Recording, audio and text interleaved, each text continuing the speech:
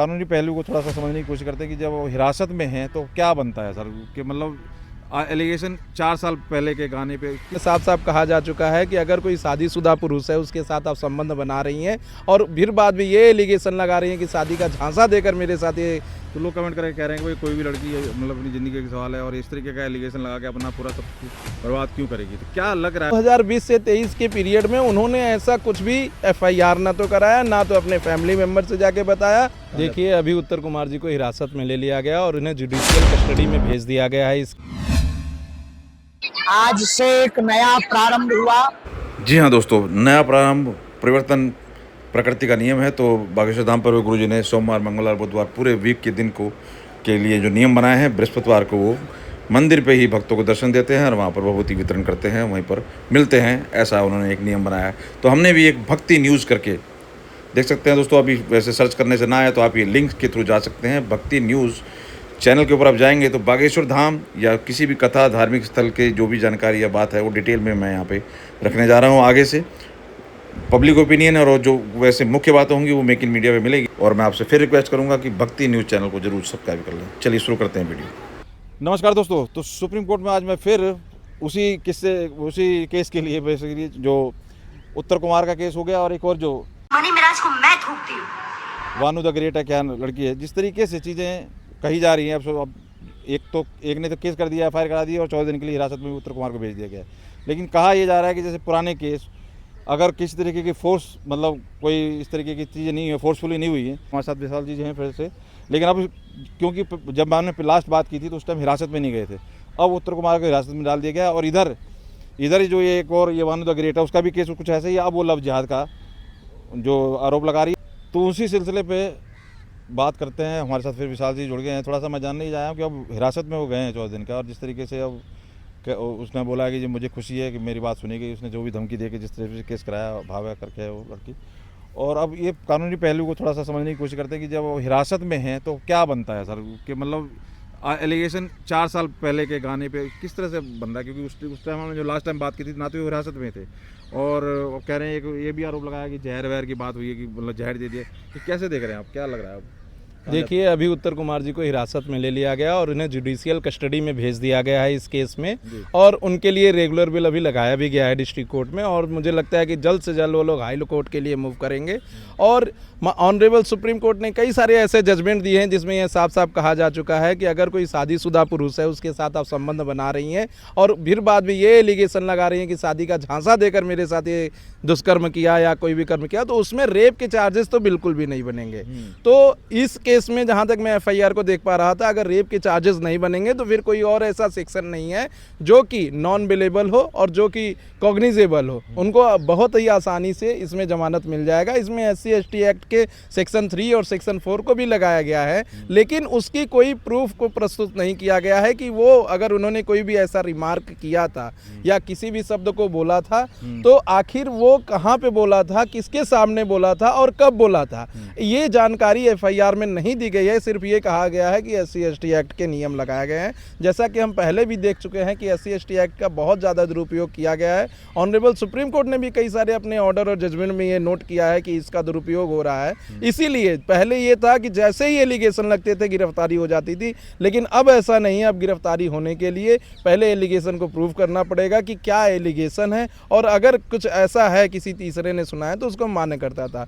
माननीय supreme court ने इसमें SC ST एक्ट में एक और अभी आदेश दिया है कि बंद कमरे के बीच दो लोगों के बीच अगर बात हो रही है तो उसमें SC ST एक्ट का कोई भी प्रोविज़न नहीं जोड़ा जाएगा। तो अभी तक जहां तक एफआईआर देख पा रहे हैं, पुलिस का इन्वेस्टिगेशन देख पा रहे हैं, इसमें कोई भी ऐसे ऑफेंसेस नहीं है जिसमें उनको जमानत न दी जाए। और माननीय उच्च न्यायालय इलाहाबाद हाई कोर्ट बहुत ही जल्दी उन्हें जमानत दे देगा और वो फिर से बाहर होंगे। उसके बाद इन्वेस्टिगेशन चलेगा, ट्रायल चलेगा और पूरे केस को ख़त्म होने के बाद जो जजमेंट आएगा वो माननीय कोर्ट देगा। तो ये जिस तरीके से कहा, ये हमने जैसे आपसे पहले बात की थी, तो लोग कमेंट करके कह रहे हैं कि भाई कोई भी लड़की मतलब अपनी ज़िंदगी का सवाल है और इस तरीके का एलिगेशन लगा के अपना पूरा सब कुछ बर्बाद क्यों करेगी। तो क्या लग रहा है, क्या उसकी क्या पीछे से किसी ने भरा है, किस तरह की चीज़ लग रही है, क्या लग रहा है? देखिए समाज का सोचना और समाज का क्वेश्चन करना बहुत ही जायज़ है कि अगर किसी लड़की ने किसी के ऊपर एलिगेशन लगाया है तो सच में उसमें कुछ तो फैक्ट होगा। लेकिन मैं पूछना चाहता हूं कि अगर ऐसा था तो 2020 से 23 के बीच उन्होंने आरोप लगाया है कि मेरे साथ ऐसा हुआ है। 2020 से 23 के पीरियड में उन्होंने ऐसा कुछ भी एफआईआर ना तो कराया, ना तो अपने फैमिली मेम्बर से जाके बताया, ना तो किसी और थर्ड पर्सन से बताया। उनकी शादी हो चुकी थी, उनकी वाइफ से जाके बताती कि आपके हस्बैंड मेरे साथ ऐसे ऐसे करते हैं। तो ऐसा कोई भी कंप्लेंट उन्होंने कहीं भी किसी भी फोरम के सामने, ना तो पुलिस के, ना तो कोर्ट के, ना तो माननीय उच्च न्यायालय के सामने प्रस्तुत किया है। दूसरी चीज कि 2 साल बाद उन्होंने कहा है कि 2020 से 2023 तक उनके बीच ऐसा ऐसा हुआ, तो 2025 18 जुलाई को उन्होंने एफआईआर कराया, जो कि क्राइम जब हुआ है, जब इंसिडेंट हुआ है, उससे 2 साल लगभग हो चुके हैं। तो 2 साल बाद एफआईआर कराने का क्या मोटिव है, यह मुझे समझ में नहीं आ रहा है। और एक चीज़ और मैं आपके चैनल के माध्यम से कहना चाहता हूँ कि कई लोग ऐसा होता है कि किसी के चढ़ावे में आकर, किसी के बहकावे में आकर दूसरे के खिलाफ फॉल्स एलिगेशन लगा देते हैं और इल मोटिवेटेड रहते हैं कि उनको मुझे नीचा दिखाना है या उनको जेल भिजवाना है या उनके साथ ये गलत करना है। तो उनको मैं बताना चाहता हूं कि सेक्शन 211 आईपीसी का ये कहता है कि अगर आप किसी के ऊपर फॉल्स एलिगेशन लगा रहे हैं, फॉल्स चार्जेस लगा रहे हैं और ये सिद्ध हो गया तो 376 के केसेस में आपको 10 साल की सज़ा हो सकती है। और अभी भी जब नया कानून बना है बीएनएस, उसमें भी वो सेक्शन 248 में इंक्लूड किया गया है। तो वो हटाया नहीं गया है नए कानून में, बल्कि और मजबूती से ला दिया गया है और उसमें पनिशमेंट और बढ़ा दिया गया है। तो अगर किसी के ऊपर अगर आप फॉल्स एलिगेशन कर रहे हैं, फॉल्स चार्जेस बना रहे हैं, तो सामने वाला व्यक्ति भी एक्शन ले सकता है और आपको भी सेम कॉन्सिक्वेंसेस से गुजरना पड़ सकता है जो अभी वो गुजर रहे हैं। तो जिस तरीके से बोला गया कि उनके घर वालों ने आरोप लगाया उत्तर कुमार जी के कि वो जहर दे दिया, ये सब चीज़ें कह रहे हैं कि मतलब ये पीछे से चीज़ें निकल के आ रही हैं कि ये पहले भी करते रहे हैं। तो ये कोई कुछ क्या शक पैदा कर रहा है इस तरीके की चीज़ें, जहर खाना? अभी जैसे हॉस्पिटलाइज हैं, अब ये इस केस की वजह से हॉस्पिटलाइज हैं या कुछ इशू है, मतलब ये चीज़ें भी तो एक शक डाल रही है ना कि भैया इस तरह से इतनी चीज़ें इतना गंभीर मतलब सीरियस लेना भी तो एक लग रहा है कि हाँ भाई मैं कहीं ट्रैप हो रहा हूँ, फंस रहा हूँ।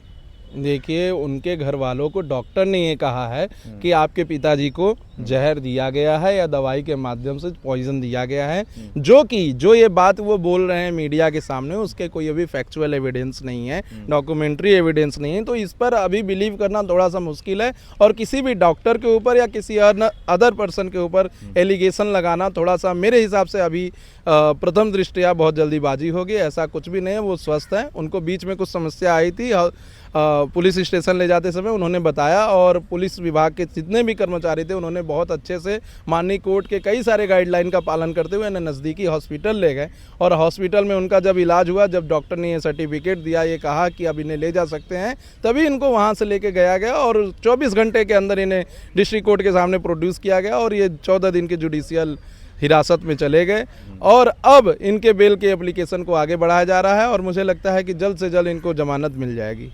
तो ये पैसे की भी जैसे वो कह रही है कि भाई मुझे अब जैसे जा रही है ना बात कि भाई तुम्हें पैसे की चाहिए, तुमने इसलिए आरोप लगाया। तो कह रही है कि कोई कह रहा है 3 करोड़, कोई कह रहा है, तो कह पहले फाइनल तो कर लो कितने पैसे चाहिए। मतलब ये सारी चीज़ें क्या दिखा रही हैं कि पैसे का है कुछ या मतलब कानूनी तौर पे इसका कुछ है मतलब वजन? जिस तरह की बातें कर रही है मुझे पर अब आरोप लगाए जा रहे हैं कि तुम पैसे के लिए सब कुछ कर रही हो केस। देखिए, समाज में ये हमेशा होता है, जब कोई लड़की बाहर निकल कर आती है और कोई एलिगेशन किसी के ऊपर ऐसा लगाती है तो समाज में पॉजिटिव और निगेटिव दोनों तरीके के इंसान होते हैं। तो कुछ लोग ऐसा एलिगेशन लगा रहे हैं कि पैसे के लिए या जो कुछ के लिए या फेम पाने के लिए या मूवी पाने के लिए या पिक्चर पाने के लिए। यह तो साफ हो पाएगा जब पूरी इन्वेस्टिगेशन पुलिस की आएगी तभी। अभी इस पर कुछ भी कहना बहुत ही जल्दीबाजी होगी और अब मुझे नहीं लगता है इस मामले में कि अभी पैसे की या फिर ऐसी कोई बीच बिचौलिए की बात हुई है। जो भी होगा वो कोर्ट के सामने ही रहेगा और जो भी होगा वो पुलिस के संज्ञान में रहेगा, सब कुछ उनके जानकारी। 14 दिन की जो रिमांड है इसमें क्या रहेगा? बाहर जांच वाँच पड़ताल के लिए या अंदर कुछ मतलब पिटाई या इस तरह कुछ जो होता है रिमांड वाला? नहीं, देखिए, अब सुप्रीम कोर्ट ने बहुत ही साफ कर दिया है इस मामले को कि किसी को भी जुडिशियल कस्टडी में जब आप लेंगे और उसके बाद जब आप न्यायिक हिरासत मांगेंगे तो आपका उनका पहला मेडिकल कराना होगा, फिर कितने देर के लिए जा रहे हैं और उस समय से कहीं ना कहीं 1 घंटे पहले ही पुलिस उन्हें लौटा देती है और जब वो वापस आते हैं फिर उनका मेडिकल टेस्ट होता है और वो टेस्ट जो है मजिस्ट्रेट को दिखाया जाता है कि हमने इनको टॉर्चर नहीं किया है, तभी उनको पुलिस कस्टडी में दिया जाता है या पुलिस अरेस्ट दिया जाता है। और जो कि अभी जुडिशियल कस्टडी में है तो पुलिस का उनका उतना अप्रोच नहीं हो पाएगा। जो भी उनको क्वेश्चन पूछना होगा वो अप्रोच कर सकते हैं, बाकी मारपीट उनके साथ नहीं कर सकते हैं। ऐसा आज के समय में बहुत ही कम हो गया है क्योंकि आज कैमरे इतने ज़्यादा हो गए हैं, पुलिस स्टेशन हो या फिर जेल हो, हर जगह माननीय न्यायालय ने ये सुनिश्चित कर दिया है कि कैमरे होने चाहिए। और ऑनरेबल सुप्रीम कोर्ट ने अभी रिसेंटली एक गाइडलाइन भी इशू की है सभी स्टेट के लिए कि जिस इस पुलिस स्टेशन में कैमरा नहीं है वो हमें बताएं, और अगर कहीं पे कैमरा लगा हुआ है, फंक्शन नहीं कर रहा है, तो वो भी हमें बताएं, क्योंकि ये कंटेम्प्ट ऑफ कोर्ट माना जाएगा अगर किसी पुलिस स्टेशन में कैमरा नहीं चल रहा होगा। क्योंकि बहुत सारे ऐसे कस्टोडियल टॉर्चर और कस्टोडियल डेथ के केस आते रहते हैं जिससे माननीय न्यायालय काफ़ी आहत रहते हैं और काफ़ी दुखी होते हैं। तो देखिए, सॉन्ग राजी राजी मान जा करके कुछ इस तरह का सॉन्ग बनता है और काफ़ी पॉपुलर हिट भी होता है। अब राजी राजी सॉन्ग के अंदर इतनी नाराज़गी और इतना कुछ हुआ है, ये एक चिंता का विषय है, सोचने पे मजबूर करता है और जांच का विषय भी है।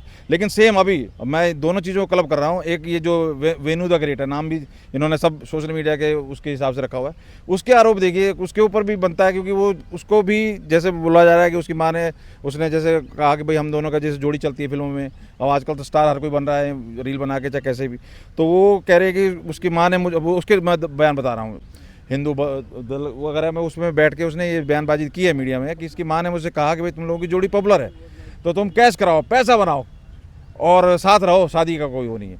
और अब ये मनसा बना के बैठी हुई थी कि जी मेरी शादी होगी या जो भी है इस तरह अपना एजेंडा। तो अब इसके जो पहले के बयान आ रहे हैं कि ना हिंदू ना मुसलमान, देश खतरे में है, ना हिंदू खतरे में है ना मुसलमान, और मानते नहीं थे मैं हिंदू, और आज वो बढ़ चढ़ के करिए लव जिहाद होता है।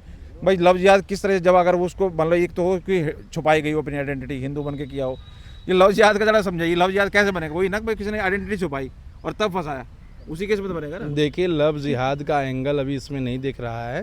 आपके चैनल के माध्यम से मैं ये बात बताना चाहता हूँ कि उत्तर कुमार जी का और वानु द ग्रेट का दोनों का केस अलग अलग है। हाँ। जी, क्योंकि वानु द ग्रेट अपने केस में यह कह रही हैं कि उन्होंने उनसे शादी की थी और उनकी जबकि अभी शादी नहीं हुई, तो उनका केस ही अलग हुआ। अब उनका कहना है कि वो मुझे बीच में छोड़ के चले गए और वो अलग अलग रिलीजियस के थे। मेरे घर वालों ने मना किया था उस समय, लेकिन मैं अपने घर वालों की ना मान के उनके राइट्स के, उनके चीज़ों के अगेंस्ट जाके मैंने शादी की थी। अब उससे मुझे भुगतना पड़ रहा है और रो भी रहे हैं कि वापस आ जाओ, लेकिन अब वो वापस नहीं आए। तो कुछ हिंदू संगठनों के साथ वो बैठकर मीडिया कॉन्फ्रेंस कर रही थी और उन्होंने यहाँ पे ये शब्द बोले हैं कि मेरे साथ लव जिहाद हुआ है।